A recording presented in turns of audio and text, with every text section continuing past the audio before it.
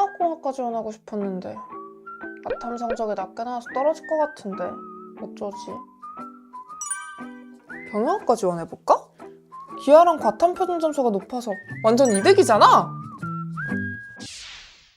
네, 실제로 서울대 인문대 이과생 최초 합격자 비율이 2022학년도 44.3%, 2023학년도 42.7%, 그리고 24학년도 52%로 점점 증가하는 추세를 보이고 있습니다. 이는 단지 서울대만의 현상은 아닌데요.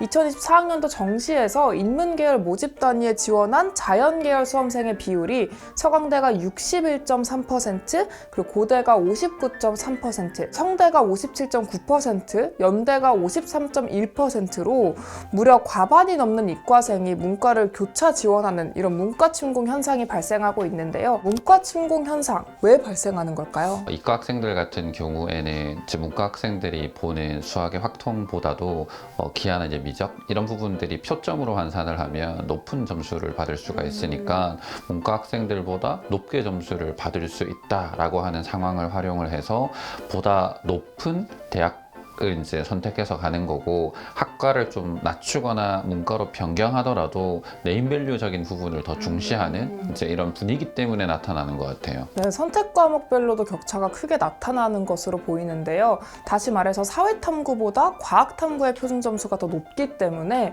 이과생이 문과생에 비해서 대입, 특히 인문계열로 진학하는 데 유리한 것으로 보입니다. 지속되는 문과 침공 현상을 해소해야 될 것 같은데 현재 어떤 정책들이 시행되고 있을까요? 필수 응시 과목을 이제 폐지하는 거부터 이제 내세웠고, 2025년도부터는 이제 미적이나 기하 그리고 이제 과탐 등을 보지 않는 이제 문과생들도 이공계 의대에 지원할 수 있는 이제 상황들이 만들어질 것 같아요. 또 변화할 수 있다라고 하는 부분의 여지가 남아 있는 것이 정책이 가지는 이제 한계이다라고 볼 수 있을 것 같아요. 그럼 한마디로 필수 응시 과목을 폐지하고 과학탐구를 선택하지 않은 문과생들도 이공계에 진학할 수 있게 해준다.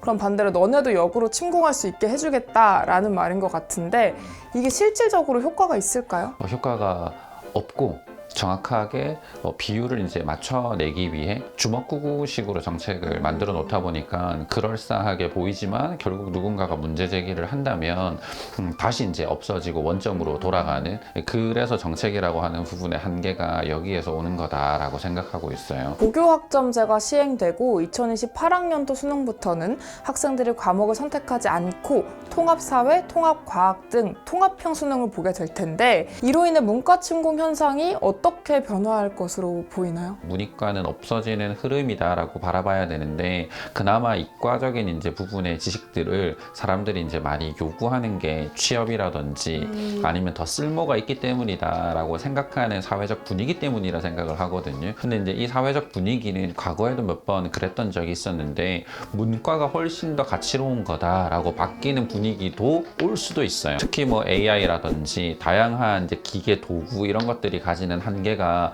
곧 문과가 훨씬 더 중요하고 가치로운 거다라고 하는 흐름으로 바뀔 수도 있거든요. 즉 문과나 이과 환경적인 요인보다는 본인이 이제 어떤 부분을 선호하는지, 네, 환경에 흔들리기보다 본인한테 초점을 맞추는 것이 훨씬 더 가치로운 거다라고 이제 보고 있어요.